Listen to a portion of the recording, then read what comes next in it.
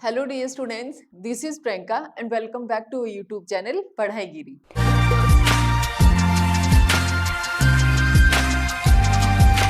तो जैसा कि हमने जेनेटिक्स का एक चैप्टर स्टार्ट कर रखा है, principle of inheritance and variation.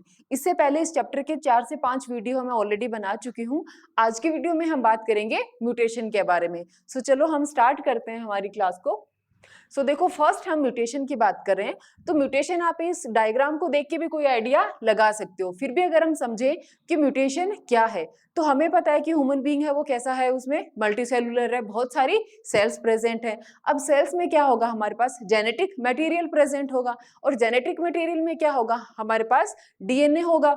अब अगर क्या हो जाए, हमारा जो जेनेटिक मटेरियल है, जो हमारा डीएनए है, क्रोमोसोम है, अगर इसमें कोई सडन चेंजेस हो जाए, अब चेंजेस के अलग अलग रीजन हैं, लेकिन अभी हम समझे कि अगर हमारे डीएनए के अंदर, हमारे क्रोमोसोम के अंदर अगर कोई चेंजेस आ जाए तो क्या हो जाएगा, एबनॉर्मलिटी हो जाएगी। और यही जो चेंजेस हैं जो हमारे जेनेटिक मटेरियल में आ रहे हैं, इन्हीं चेंजेस को हम क्या कहेंगे, म्यूटेशन। अब जब म्यूटेशन हो जाएगा, मीन्स कि हमारा जो जीन की स्ट्रक्चर है, जीन का नंबर है, अगर वो चेंज हो गया तो क्या होगा, ह्यूमन बीइंग है या कोई भी ऑर्गेनिज्म है, उसके जीनोटाइप और उसके फिनोटाइप दोनों पे इफेक्ट होगा। तो म्यूटेशन क्या हो गया, हमारे अंदर आने वाला सडन चेंजेस, जिसकी वजह से क्या होगा, जीनोटाइप एंड जो फिनोटाइप है वो चेंज हो जाए। तो यही हमारे पास क्या है, म्यूटेशन। तो चलो हम स्टार्ट करते हैं। हमारे पास है कि it is a sudden heritable changes. अब देखो यहाँ पे क्या एक टर्म आई है हमारे पास, हेरिटेबल, कि अगर एक बार म्यूटेशन हो गया,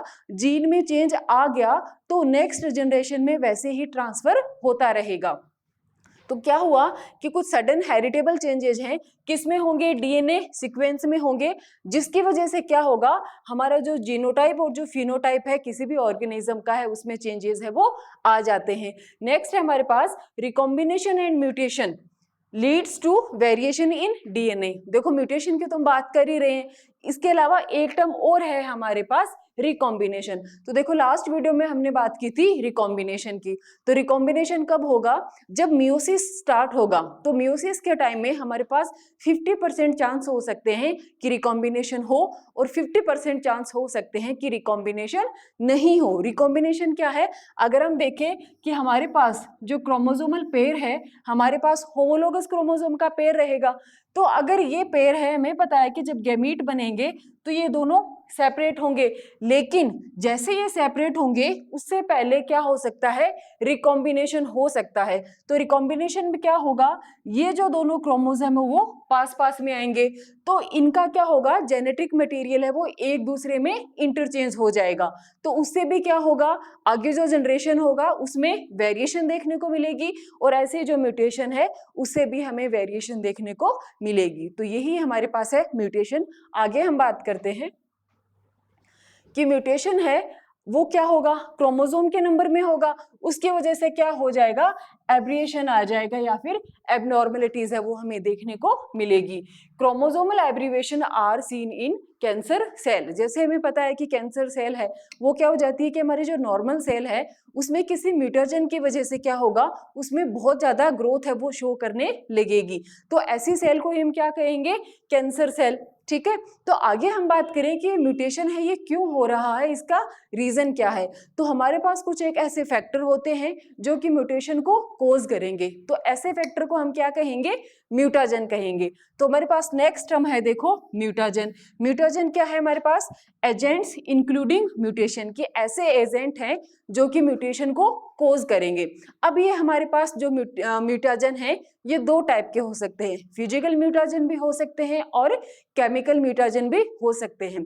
फिजिकल में क्या होगा, जैसे कि एक्स रेज है, गामा रेज है, यूवी रेज है। हमें बोला जाता है ना कि इन यूवी रेज वगैरह से हमें खुद को प्रोटेक्ट करना चाहिए, क्योंकि अगर डायरेक्टली हमारी बॉडी इन यूवी रेज के कांटेक्ट में आती है तो क्या होगा, म्यूटेशन होने के चांसेस है वो बढ़ जाते हैं, एबनॉर्मलिटी के चांसेस है वो बढ़ जाते हैं।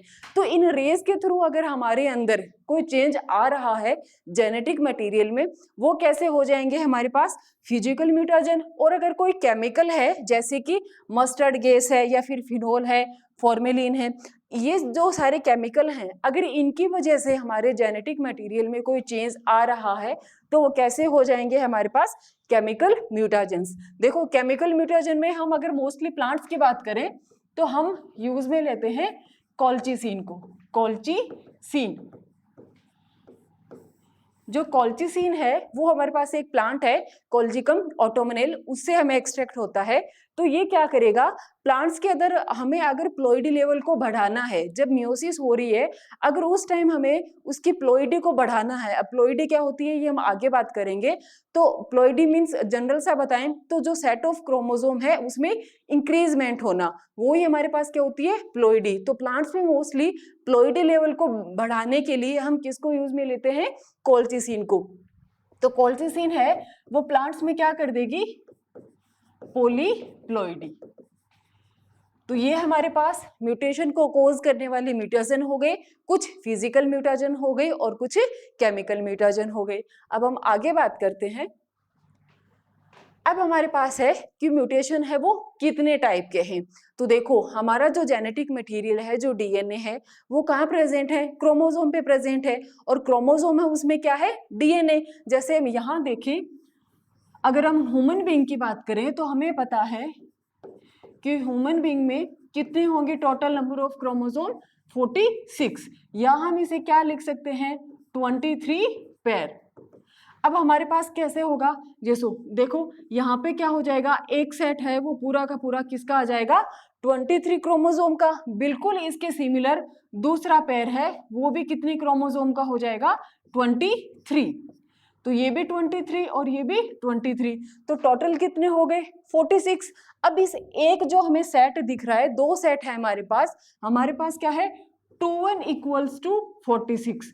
अगर हम n की बात करें तो n कितने हो जाएंगे, 23। तो n का मीन्स क्या हो गया, हैप्लोइड सेट। ये तो एक सेट है हमारे पास 23 क्रोमोसोम का, उसे हम बोलेंगे हैप्लोइड सेट। जब दोनों ये सेट एक साथ हैं तो हम इसे क्या बोलेंगे, डिप्लोइड। इसीलिए हमारे पास क्या होगा, 2n इक्वल्स टू 46। अब ये जो हमारे पास क्रोमोसोम है इसमें क्या प्रेजेंट होगा, डीएनए प्रेजेंट होगा। डीएनए पे क्या होंगे, जीन्स होंगे। अब हम बात करें कि जीन क्या है, तो जीन हमारे पास क्या होगा, डीएनए का ऐसा पार्ट होगा जिसमें आगे आरएनए और आरएनए से प्रोटीन फॉर्मेशन की कैपेसिटी होगी, वो ही डीएनए का पार्ट हमारे पास क्या कहलाएगा, जीन कहलाएगा। तो अब देखो म्यूटेशन कहाँ हो सकता है, हो सकता है इस पूरे क्रोमोसोम पे चेंज हो जाए, क्रोमोसोम कम हो जाए हमारे पास या ज्यादा हो जाए, या क्रोमोसोम की वो स्ट्रक्चर बदल जाए, या फिर हमारे पास ये जो डीएनए है इस डीएनए के ऊपर ये जो जीन प्रेजेंट है इनमें से जो जीन है उसमें कोई चेंज आ जाए। तो इस बेसिस पे क्या होगा, हमारे पास म्यूटेशन है वो दो टाइप का हो जाएगा, एक होगा हमारे पास जीन म्यूटेशन और दूसरा होगा क्रोमोसोमल म्यूटेशन। तो फर्स्ट हो गया जीन म्यूटेशन और सेकंड हो गया हमारे पास क्रोमोसोमल म्यूटेशन। अब देखो जीन में क्या है, हमें पता है कि अल्टरनेशन इन डीएनए या फिर जीन, हमने अभी बात की कि ये क्या है हमारे पास, क्रोमोसोम, ये डीएनए है, तो इसके किसी एक पार्ट में अगर चेंज आ रहा है तो उसे तो हम क्या कर देंगे, जीन म्यूटेशन। और क्रोमोसोमल में क्या होगा, या तो देखो क्या नाम लिखा है, क्रोमोसोमल एब्रिएशन। एब्रिएशन मीन्स क्या होगा, स्ट्रक्चर। अगर क्रोमोसोम की स्ट्रक्चर में चेंज आ रहा है तब तो उसे हम क्या कहेंगे, क्रोमोसोमल एब्रिएशन। और अगर क्रोमोसोम है अगर उसकी नंबर के अंदर आगे चेंज आएगा तो उसे हम क्या कहेंगे, जीनोमेटिक। अब जीनोमेटिक के बेसिस पे हमारे पास आगे हो जाएगा यूप्लॉइडी एंड एन्यूप्लॉइडी। और अगर हम क्रोमोसोमल एब्रिएशन की बात करें तो इसके बेसिस पे देखो deletion, duplication, inversion, insertion and translocation. और अभी हम बात किसकी कर रहे थे, जीन की, तो जीन के बेसिस पे क्या हो जाएगा, point mutation and frame shift mutation. अब इन सबको डिटेल में देखते हैं, तो अब इनको वन बाय वन स्टडी करते हैं। तो फर्स्ट पे आते हैं, फर्स्ट हम किसकी बात करेंगे, जीन म्यूटेशन की। तो देखो स्टार्ट करते हैं जीन म्यूटेशन। अभी हमने देखा था कि जीन म्यूटेशन उसके दो टाइप थे, फर्स्ट था हमारे पास पॉइंट म्यूटेशन और सेकंड है हमारे पास फ्रेम शिफ्ट म्यूटेशन। तो पॉइंट म्यूटेशन में क्या है, देखो mutation due to change in a single base pair of a DNA, कि हमारे क्रोमोसोम के अंदर जो डीएनए की सीक्वेंस होगी उस सीक्वेंस के अंदर अगर किसी एक जो सिंगल बेस पेयर अगर उसमें चेंज आ रहा है तो उसे हम क्या कहेंगे, पॉइंट म्यूटेशन। देखो हम इसे अच्छे से एक्सप्लेन करें तो हमारे पास ये क्या है, क्रोमोसोम। क्रोमोसोम में क्या प्रेजेंट होगा, डीएनए। अब हमें स्टडी करना है, तो हम इस डीएनए को यहाँ से बाहर निकालें और हमने इस डीएनए को ओपन किया तो देखो हमें पता है कि डीएनए में क्या प्रेजेंट होते हैं, नाइट्रोजनस बेसेस प्रेजेंट होते हैं, नाइट्रोजनस बेस प्रेजेंट होते हैं डीएनए में। कौन से होते हैं हमारे पास, देखो purine and pyrimidine. Pyrimidine, purine कौन से होंगे हमारे पास, ए और जी, और पायरिमिडीन कौन सा हो जाएगा, T U and C. U किस में आ जाएगा, आरएनए में। अगर डीएनए की बात करें तो डीएनए में पायरिमिडीन कौन सा होगा, थाइमिन एंड साइटोसिन। और अगर हम आरएनए की बात करें तो आरएनए में क्या आ जाएगा, यू आ जाएगा टी की जगह पे। और अगर हम प्यूरिन की बात करें तो प्यूरिन है एडेनिन एंड गुआनिन। तो यही जो नाइट्रोजन बेसिस है इनका सीक्वेंस प्रेजेंट होगा।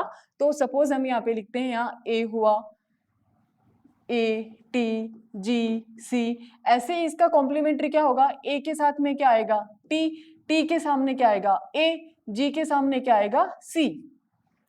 तो ये जो नाइट्रोजन बेसिस का हमारे पास ये जो पूरा एक सीक्वेंस है, इसमें क्या होगा कि जैसे मैंने यहाँ पे क्या लिखा, ए टी जी सी, या आगे एक बार इसे और लिख लेते हैं, इसे देखो थोड़ा सा बड़ा बनाते हैं।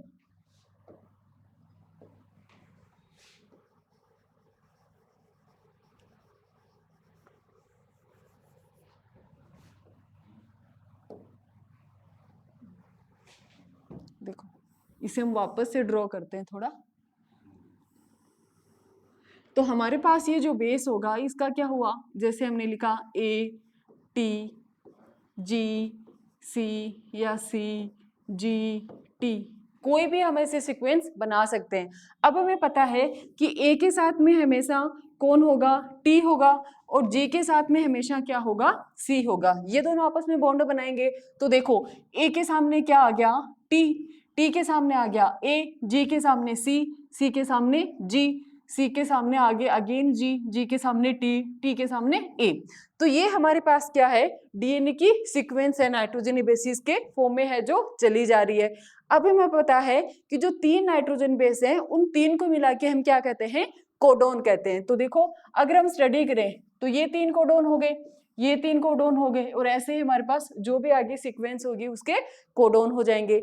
अब जीन म्यूटेशन का जो फर्स्ट हमने लिया है पॉइंट म्यूटेशन, उसमें क्या होगा, जैसे हमारी ये जो फर्स्ट फ्रेम है, जो फर्स्ट कोडोन है, इसमें जो टी है, अगर ये टी चेंज हो गया और सपोज टी की जगह यहाँ पे क्या आ गया, टी की जगह क्या आ गया, जी आ गया, तो अब जब जी आएगा तो जी के सामने फिर क्या आएगा, सी आएगा।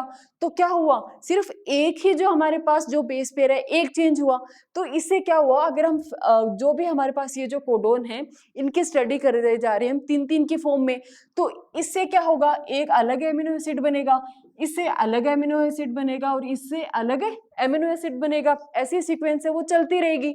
लेकिन अगर इसमें ये चेंज आ गया तो इसकी वजह से क्या होगा, यहाँ पे जो पहले एमिनो एसिड बन रहा था वो नहीं बनेगा।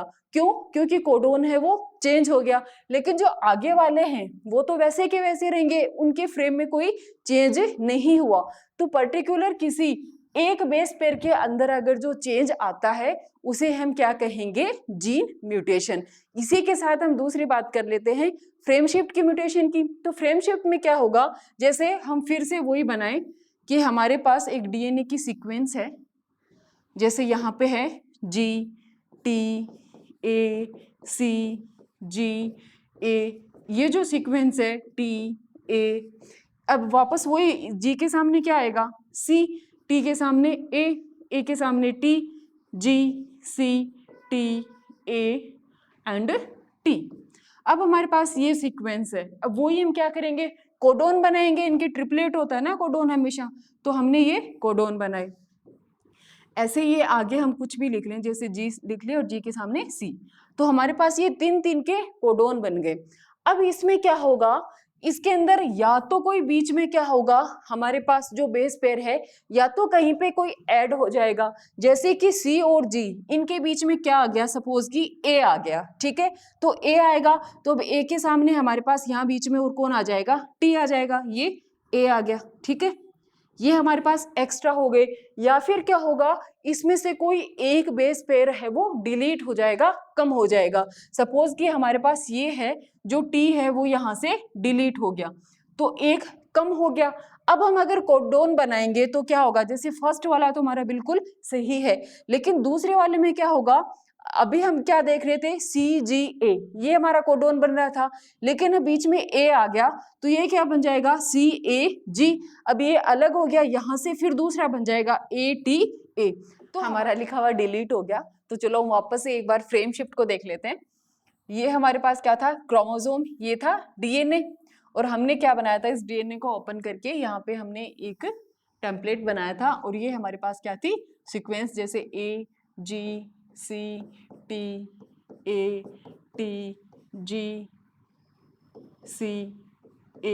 और इसी के साथ में क्या बन जाएगा, TCC के साथ G, फिर ATA और CGT। तो ये हमारे पास जो DNA है उसकी सीक्वेंस हो गई। तो देखो फ्रेम शिफ्ट में क्या होगा, फ्रेम शिफ्ट अब हमारे पास दो टाइप से हो सकता है, या तो उसमें क्या हो सकता है, इंसर्शन, या फिर सेकंड उसमें क्या हो सकता है, डिलीशन। अब इंसर्शन या डिलीशन किसका होगा, अगर कोई एक नाइट्रोजनी बेस है वो बीच में एक्स्ट्रा ऐड हो जाए, या फिर एक नाइट्रोजन बेस है वो बीच में से डिलीट हो जाए, तो क्या होगा, पूरी की पूरी फ्रेम है वो चेंज हो जाएगी। देखो पॉइंट म्यूटेशन में तो क्या था कि यहाँ पे सिंपल एक चेंज हो रहा था और इसकी जगह ऐसे ही दूसरा आ गया। तो हम जो ट्रिपलेट बनाते हैं, जो कोडोन बनाते हैं 3-3 का, उसके फ्रेम पे कोई हमें इफेक्ट देखने को नहीं मिला। लेकिन इसमें क्या होगा कि सपोज हमने क्या लिखा, इंसर्शन, कि हमने 3 का कोडोन बना रखा था, आगे 3 का कोडोन बना रखा था, और यहाँ पे हमारे पास क्या आ गया, अगर टी और ए के बीच में सपोज जैसे जी एक्स्ट्रा आ गया, तो अब जी के साथ में यहाँ पे क्या आ जाएगा, सी आ जाएगा, तो ये एक हमारे पास एक्स्ट्रा है वो ऐड हो गया। तो अब देखो अगर हम कोडोन बनाएंगे तो पहले 3 तो सेम रहेंगे, दूसरा अभी हमारे पास क्या था, TAT, लेकिन अब क्या बन जाएगा, TGA। अब यहाँ से T फ्री हो गया, फिर आगे क्या बन जाएगा, TGC। तो हमारे पास जो कोडोन है वो पूरा का पूरा जो सीक्वेंस है वो पूरी की पूरी फ्रेम चेंज हो गई। तो इसे हम क्या कहेंगे, फ्रेम शिफ्ट म्यूटेशन। क्योंकि देखो कोडोन जब चेंज हो गया तो आगे बनने वाले एमिनो एसिड हैं उनमें भी सब में चेंज आ जाएगा। तो अगर एक के इंसर्ट होने से, या फिर हमने जो 3 का कोडोन बना रखा है जैसे यहाँ, अगर इसमें से ये एक बीच वाला डिलीट हो गया तो अब तो ये 2 ही कोडोन बचे, तो हम आगे वाले को ऐड करेंगे, तो फिर हमारी क्या हो गई, फ्रेम है वो चेंज हो गई। तो इसे हम क्या कहेंगे, फ्रेम शिफ्ट म्यूटेशन, जिसमें एक या तो नाइट्रोजन बेस है वो एक्स्ट्रा आ जाएगा, या फिर एक नाइट्रोजन बेस है वो डिलीट हो जाएगा। तो ये हो गया फ्रेम शिफ्ट एंड हमारे पास फर्स्ट कौन सा था, पॉइंट म्यूटेशन। सो देखो हमने ये बात की थी, फर्स्ट क्या था, पॉइंट म्यूटेशन, जिसमें क्या हुआ था, सिंगल जो बेस पेयर है डीएनए का उसमें चेंज आ रहा था, और इसकी वजह से क्या हो जाएगा, सिकल सेल एनीमिया, इनकी हम आगे बात करेंगे।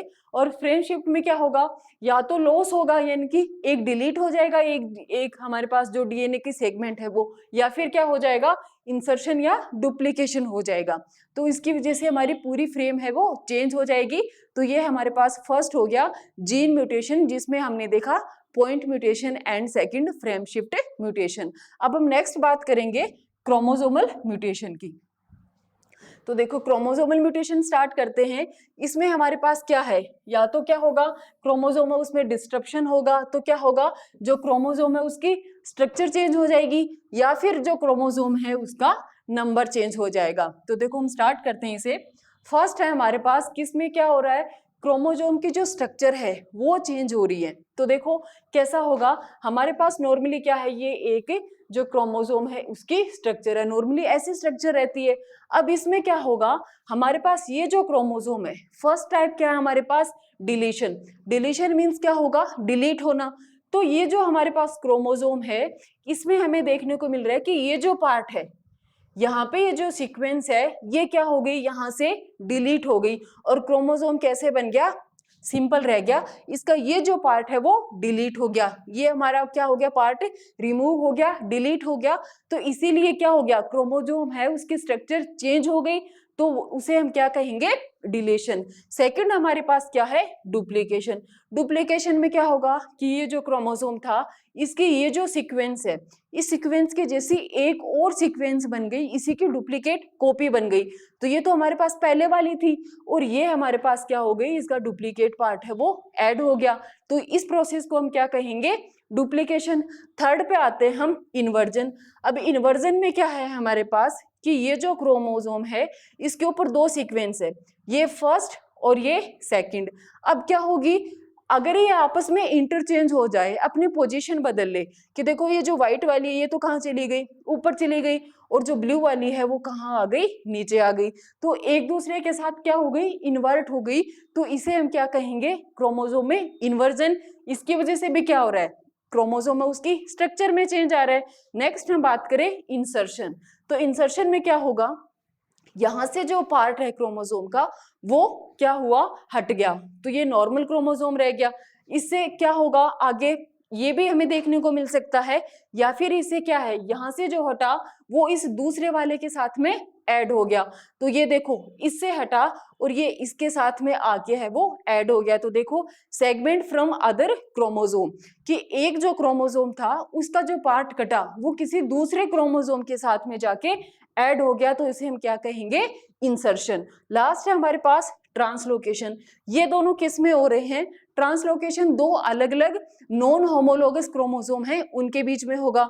तो देखो, दो अलग अलग क्रोमोसोम है हमारे पास। अब इनमें क्या हो रहा है कि इसका ये जो पार्ट है ये तो इस वाले क्रोमोसोम पे शिफ्ट हो गया, और ये जो क्रोमोसोम है इसका ये जो ब्लू वाला पार्ट है ये इस वाले के पास आ गया। तो इन दोनों ने क्या कर लिया, ये जो सीक्वेंस है इसको ट्रांसलोकेट कर लिया। इन दोनों के पास जो सेगमेंट है वो ट्रांसलोकेट हो गए। तो यही हमारे पास क्या हो गया, ट्रांसलोकेशन। सो ये हमारा हो गया क्रोमोसोम की स्ट्रक्चर में चेंज। नेक्स्ट हम बात करेंगे क्रोमोसोम के नंबर में चेंज। तो चलो बात करते हैं हम। सो नेक्स्ट हम बात करते हैं कि अगर जो क्रोमोसोम है उसके नंबर में चेंज आएगा तो क्या कितना टाइप हो सकता है हमारे पास। तो फर्स्ट है हमारे पास यूप्लॉइडी एंड सेकंड है एन्यूप्लॉइडी। अब यूप्लॉइडी में तो क्या होगा, हमें देखो अलग अलग टाइप बता रखे हैं, मोनोप्लॉइडी, डिप्लॉइडी एंड पॉलीप्लॉइडी। अब मोनोप्लॉइडी या डिप्लॉइडी ये क्या है, जैसे अभी हमने बात की थी कि जो हमारे पास ह्यूमन क्रोमोसोम है वो कितने होंगे, 46। लेकिन अगर हम उसे अगर 2n की बात करें, जैसे अगर हम 2n की बात कर रहे हैं तो 2n इक्वल्स टू क्या है, 46। अगर n इक्वल्स टू बात करें तो कितने हो जाएंगे, 23। तो n है वो क्या है, हैप्लॉइड सेट ऑफ क्रोमोसोम, या हम उसे क्या कह सकते हैं, मोनोप्लॉइडी। अब जैसे ही दोनों सेट एक साथ हो जाएंगे तो क्या हो जाएगा, डिप्लॉइडी। लेकिन कुछ कंडीशन में क्या होता है कि जो डिप्लॉइडी लेवल है वो इससे भी ज्यादा बढ़ जाएगा, तो उसे हम क्या कह देंगे, पॉलीप्लॉइडी। और ये जो पॉलीप्लॉइडी है ये ह्यूमन बीइंग में देखने को नहीं मिलती कि पूरा का पूरा एक जो सेट है क्रोमोसोम का वो एक्स्ट्रा आ जाए। ये किस में होगा, मोस्टली प्लांट्स में देखने को मिलता है। तो इसके बेसिस पे देखो, ट्रिप्लॉइडी है, टेट्राप्लॉइडी है, पेंटाप्लॉइडी या हेक्साप्लॉइडी, तो ये अलग अलग टाइप की है वो प्लॉइडी है। अब हम पॉलीप्लॉइडी में भी बात करें तो देखो, एक तो क्या होगी, ऑटोप्लॉइडी, दूसरी एलो, और तीसरी हमारे पास क्या है, ऑटो एलो, दोनों का मिक्सअप। लेकिन ये हमारे लिए ज्यादा इंपॉर्टेंट नहीं है, हमारी एनसीईआरटी में नहीं दे रखा। तो हम बात किसकी करेंगे, एन्यूप्लॉइडी की। एन्यूप्लॉइडी में क्या होगा कि जो क्रोमोसोम है उसके नंबर में या तो एक क्रोमोसोम है वो कम हो जाएगा। जैसे कि हम बात करें कि हमारे पास कितने हैं, 46 नंबर ऑफ क्रोमोसोम, लेकिन अगर 45 हो जाए या 47 हो जाए तो ऐसी कंडीशन को हम क्या कहेंगे, एन्यूप्लॉइडी। ठीक है, और इसमें क्या था, यूप्लॉइडी में क्या था, पूरा का पूरा एक जो हैप्लॉइड सेट है वो एक्स्ट्रा हो रहा है या फिर कम हो रहा है। लेकिन यहाँ पे क्या होगा, सिर्फ एक या जो दो क्रोमोसोम है उनमें ही चेंज आएगा, उनके नंबर में चेंज आएगा। तो देखो, एन्यूप्लॉइडी हमारे पास है, एक तो हाइपोप्लॉइडी। हाइपो के अंदर क्या होगा कि जो क्रोमोसोम नंबर है वो कम होगा। तो इसमें क्या होगा, एक तो हमारे पास मोनोसोमी और दूसरी है नलीसोमी। मोनोसोमी में क्या होगा कि अगर हमारे पास जो 46 क्रोमोसोम है, अगर उसमें से एक क्रोमोसोम कम हो जाए तो उसे हम क्या लिखेंगे, 2n-1। 2n-1, अब 2n का मीन्स क्या हुआ, हमारे पास कितने, 2n इक्वल्स टू 46 और -1 किया तो अगर क्रोमोसोम एक कम हो जाए 45 हो जाए तो उसे तो हम क्या कहेंगे, मोनोसोमी। और अगर 2 क्रोमोसोम कम हो जाए तो उसे क्या कहेंगे हम, नलीसोमी। ऐसे ही हाइपर का मीन्स क्या होगा, एक्स्ट्रा होना। तो इसमें है ट्राइसोमी एंड टेट्रासोमी। ट्राइसोमी क्या है हमारे पास, देखो ट्राइसोमी में क्या है कि अगर हमारे पास जो है डिप्लॉइड सेट ऑफ क्रोमोसोम है 46, अगर उसमें एक एक्स्ट्रा हो जाए तो 46 प्लस 1 इक्वल्स टू क्या हो गया, 47। तो अगर एक क्रोमोसोम हमारे पास एक्स्ट्रा हो जाए तो हो जाएगा ट्राइसोमी, और अगर 2 एक्स्ट्रा क्रोमोसोम आ जाएं तो उसे हम क्या कहेंगे, टेट्रासोमी। तो ये हमारा चार्ट हो गया। अब हम देखो एक एक को स्टडी करते हैं। देखो स्टार्टिंग फर्स्ट हम किसकी बात करेंगे, पॉलीप्लॉइडी की। पॉलीप्लॉइड में हमने क्या देखा था, यूप्लॉइडी। तो इसमें क्या होगा, ए होल सेट ऑफ क्रोमोसोम। क्या होगा, पूरा का पूरा जो क्रोमोसोम है वो सेल डिवीजन के टाइम पे क्या हो जाएगा, चेंज हो जाएगा। तो उसे हम क्या कहेंगे, हमारे पास है पॉलीप्लॉइडी। इसमें क्या होगा, this is often seen in plants and very rare in human. कि ह्यूमन के अंदर ये कंडीशन हमें देखने को नहीं मिलती, मोस्टली किस में होगी, प्लांट्स में होगी। तो अब देखो इस डायग्राम से हम देखें, यहां हमें क्या दिखा रखा है, 2 1 इक्वल्स टू 6। देखो 1 2 3, ये 3 हमारे पास क्या है, सेट ऑफ क्रोमोसोम। तो टोटल नंबर ऑफ क्रोमोसोम कितना हो गया हमारे पास, 2 4 एंड 6 6 हो गए। तो ये कैसा है, 2 n इक्वल्स टू 6। अब क्या होगा, जब इनसे गैमीट बनेंगे, मियोसिस होगा, तो दोनों में क्या होगा, हाफ हाफ नंबर क्रोमोसोम चला जाएगा। यहाँ पे क्या हो जाएगा, n इक्वल्स टू 3, और यहाँ पे भी क्या हो जाएगा, n इक्वल्स टू 3। लेकिन यहाँ पे क्या हुआ, जो मियोसिस हो रहा है उसमें क्या हो गई, एरर आ गई। तो उसे क्या कह रहे हैं, मियोटिक एरर। इसकी वजह से क्या होगा, देखो इनको सेपरेट होना था, हाफ क्रोमोसोम होना था, इन्हें हैप्लॉइड होना था, लेकिन ये हैप्लॉइड नहीं हुए। उसी डिप्लॉइड कंडीशन में आगे जो दोनों गैमीट है उनमें ट्रांसमिट हो गए। तो देखो यहाँ पे भी क्या रह गई, 2 1 सिचुएशन रह गई, और यहाँ पे भी हमारे पास क्या रह गई, 2 1 सिचुएशन। तो वही 6 क्रोमोसोम यहाँ आ गए, वही 6 क्रोमोसोम यहाँ आ गए। तो इनसे आगे जो जाइगोट बनेगा दोनों से, तो 2n और tn कितने हो गए हमारे पास, टोटल 4n। 6 क्रोमोसोम इसमें है एंड 6 क्रोमोसोम इसमें है, तो 4 1 इक्वल्स टू कितने हो गए, टोटल 12 क्रोमोसोम। तो ऐसे कंडीशन को हम क्या कहेंगे, टेट्राप्लॉइड। तो मोस्टली ये प्लांट्स में देखने को मिलता है, जिसमें एक पूरा का पूरा जो सेट है क्रोमोसोम का वो एक्स्ट्रा आ जाएगा। तो यहाँ पे हमने देखा कि कैसा था, डिप्लॉइड, डिप्लॉइड से कैसी कंडीशन बन गई, टेट्राप्लॉइड। तो ये हमारे पास हो गया फर्स्ट पॉलीप्लॉइडी या फिर यूप्लॉइडी। नेक्स्ट हम बात करते हैं एन्यूप्लॉइडी की। एन्यूप्लॉइडी में क्या होगा, या तो गेन होगा या फिर लॉस होगा सिर्फ एक क्रोमोसोम का, chromosome due to fail of segregation chromatids during cell division. हमें पता है कि हमारे पास ये जो होमोलोगस क्रोमोसोम है, ऐसे अगर जब क्या बनेगा, आगे इनमें मियोसिस होगी, इनका सेग्रीगेशन होगा सेल डिवीजन के टाइम। तो अगर वो सेग्रीगेशन फेल हो जाए, प्रॉपर नहीं हो पाए, तो क्या होगा, या तो कम हो जाएगा क्रोमोसोम नंबर या फिर ज्यादा हो जाएगा। तो इसमें देखो फर्स्ट अभी हमने बात की थी, क्या है, नलीसोमी। नलीसोमी में हमने क्या कंडीशन देखी, 2n माइनस 2। तो अगर जो डिप्लॉइड सेट है उसमें अगर पूरा का पूरा एक क्रोमोसोम पेयर है वो कम हो जाए तो उसे हम कहेंगे नलीसोमी। इसमें हमारे पास जो क्रोमोसोम नंबर है वो कितना रह जाएगा, -2 हो गए। तो अभी हमने बात की थी ना, माइनस देखो 2n इक्वल्स टू कितने हो गए, 46, -2 इक्वल्स टू कितने हो गए, 44। तो हमारे पास क्या हुआ, पूरा एक क्रोमोसोम पेयर है वो कम हो गया। टोटल 46 से 44 हो गए, तो पूरा एक क्रोमोसोम पेयर है वो कम हो गया। दूसरा हम बात करें मोनोसोमी, तो मोनोसोमी में क्या होगा, -1 हो रहा है, तो यहाँ पे क्रोमोसोम नंबर कितना रहेगा, 45। तो यहाँ पे क्या हो रहा है, सिर्फ एक जो डिप्लॉइड सेट है उसमें से सिर्फ एक क्रोमोसोम नंबर है वो कम हो रहा है। ऐसे भी हमने देखी थी ट्राइसोमी। ट्राइसोमी में क्या होगा, एक क्रोमोसोम है वो एक्स्ट्रा आ जाएगा। तो यहाँ पे 2n + 1 है, तो यहाँ पे हमारे पास कितने हो गए, टोटल 47। और जो टेट्रासोमी है इसमें क्या होगा, 2n + 2 मीन्स टोटल कितने हो गए, 48। देखो इस डायग्राम से देखें तो हमारे पास क्या है, जो मियोसिस होनी थी वो नॉर्मल नहीं हुई, एबनॉर्मल मियोसिस है। देखो नॉर्मल मियोसिस में क्या है, हमारे पास 2 क्रोमोसोम के सेट ये हैं और 2 ही ये हैं। जब ये गैमीट बनाएंगे तो ये दोनों सेपरेट होंगे, तो एक ये आएगा और इन दोनों में से एक ये आएगा। तो देखो इसमें दोनों से एक एक आया, तो इससे तो जो जाइगोट बनेगा वो नॉर्मल बन रहा है। लेकिन यहाँ पे देखो इनको सेपरेट होना था, लेकिन क्या हुआ, सेपरेट जो बड़े वाला है वो ही सेपरेट हुआ, ये जो छोटे वाले में जो क्रोमोसोम दिखा रखे हैं ये सेपरेट नहीं हुए, एक बड़े वाला एक आ गया और इसके साथ में ये दोनों आ गए, जबकि आना कैसा था कि एक बड़ा आना था एक छोटा आना था। अब देखो इसके अंदर ये वाले जो क्रोमोसोम है इसके अंदर क्या हो गई, इनकी कमी हो गई, तो यहाँ तो कम रह गई, यहाँ ज्यादा हो गए। तो अब इसमें क्या आ गई, दो तो पहले से थे, एक ये आ गया, तो ये क्या हो गई, ट्राइसोमी होगी, किसमें 21 नंबर क्रोमोसोम के अंदर हमें देखने को मिलेगी। आगे हम बात करेंगे। तो देखो आने तो कितने थे, दो ही सेट आने चाहिए थे क्रोमोसोम के, लेकिन यहाँ पे देखो 3 सेट आ गए, तो इसे हम क्या कह रहे हैं, ट्राइसोमी। और इसे क्या कहेंगे, मोनोसोमी, क्योंकि इसके अंदर एक क्रोमोसोम है वो कम रह गया। तो ये हमारे पास हो गया एनुप्लॉइडी। आगे हम बात करें कि एनुप्लॉइडी है, अभी हमने देखा कि ट्राइसोमी हो रही है, तो क्या हो रहा है, जो 21 नंबर क्रोमोसोम है हमें ये लर्न करना है कि ट्राइसोमी है वो किस में देखने को मिलेगी, 21 नंबर क्रोमोसोम। 21 है ये हमारे पास कैसा है, ऑटोसोम क्रोमोसोम।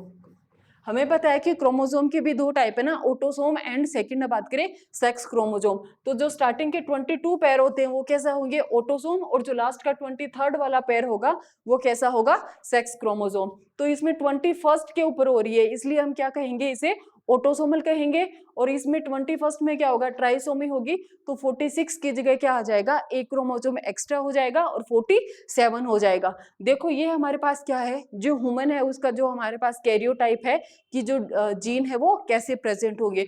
तो देखो हमें पता है कि दो दो क्रोमोसोम है वो एक साथ पैर में प्रेजेंट होंगे, लेकिन यहाँ देखो सब में हमारे पास दो दो क्रोमोसोम दिख रहे हैं, लेकिन 21 नंबर क्रोमोसोम पे देखो दो की जगह क्या हो गए, 3 क्रोमोसोम आ गए, इसे हमने क्या कह दिया, ट्राइसोमी। और इसकी वजह से जो डिजीज होगी वो कौन सी होगी, डाउन सिंड्रोम। इसे भी हम आगे जब जेनेटिक डिसऑर्डर की बात करेंगे वहां स्टडी करेंगे हम। नेक्स्ट देखो, अभी हमने बात की थी किसकी, कि अगर हमारे पास क्या सिचुएशन हो जाए, यहाँ पे क्या हुआ, देखो जो 22 पैर थे हमारे पास क्रोमोसोम के, जो ऑटोसोमल क्रोमोसोम थे, इनमें कोई चेंज नहीं है। यहाँ पे क्या हुआ, जो सेक्स क्रोमोसोम था उसमें एक क्रोमोसोम एक्स्ट्रा आ गया। यहाँ पे क्या होना चाहिए था, या तो XX होना चाहिए था या फिर XY होना चाहिए था, लेकिन यहाँ क्या आ गया, XY आ गया। तो इसकी वजह से क्या हो गया, हमारे पास एनुप्लॉइडी हो गई, जो क्रोमोसोम नंबर है वो एक ज्यादा हो गया। इसकी वजह से जो डिजीज हो रही है वो कौन सी है हमारे पास, क्लाइनफेल्टर सिंड्रोम। इसे भी हम आगे डिटेल में स्टडी करेंगे। नेक्स्ट हम देखें, इसमें भी क्या है, क्रोमोसोम नंबर है उसमें एबनॉर्मलिटीज होगी। तो अभी तो हमने बात क्या की थी कि जो सेक्स क्रोमोसोम है उसमें एक क्रोमोसोम एक्स्ट्रा आ गया, इसमें देखो सिर्फ एक ही क्रोमोसोम रह गया, दूसरी जगह सिर्फ 0 रह गया, कोई क्रोमोसोम है वो नहीं आया। तो ये कौन सी कंडीशन हो गई, X0 वाली कंडीशन हो गई। इसमें क्रोमोसोम नंबर है वो कितने रह गए, 45। तो इसकी वजह से जो डिजीज है वो हमारे पास कौन सी है, टर्नर सिंड्रोम। चलो इसी के साथ हमारा जो म्यूटेशन है वो कंप्लीट होता है, जिसमें हमने दो टाइप के म्यूटेशन की बात की है। फर्स्ट हमने बात की है जीन म्यूटेशन और सेकंड हमने देखा है क्रोमोसोमल म्यूटेशन। तो जीन म्यूटेशन क्या था, अगर सिर्फ एक ही जीन में चेंज आ रहा है, दो टाइप थे, point mutation and frame shift mutation. अगर हम सेकंड बात करें क्रोमोसोमल म्यूटेशन की, तो उसमें हमने एक तो स्ट्रक्चर के बेसिस पे देखा और दूसरा अभी हमने देखा कि क्रोमोसोम है अगर उनके नंबर में चेंज हो जाए तो उसकी वजह से हमारे पास कितने हैं डिसऑर्डर है वो हो सकते हैं। तो ये हमारे पास था म्यूटेशन। आज की क्लास के लिए इतना ही। अगर आपको मेरी वीडियो पसंद आती है तो वीडियो को लाइक जरूर करना।